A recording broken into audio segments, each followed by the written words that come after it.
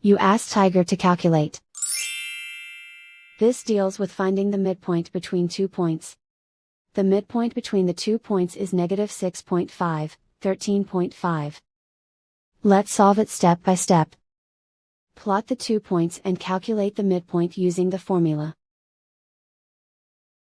The coordinates of point 1 are, x1 equals 55, y1 equals -48.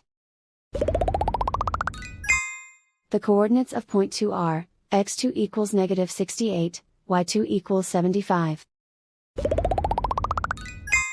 PM represents the midpoint of the 2 points.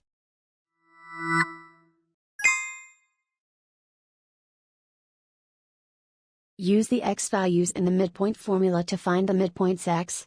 x1 equals 55.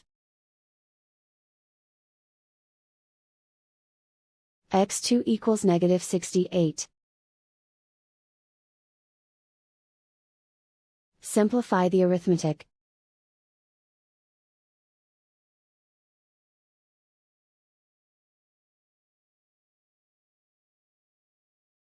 Use the y values in the midpoint formula to find the midpoints y. y1 equals -48. y2 equals 75. Simplify the arithmetic.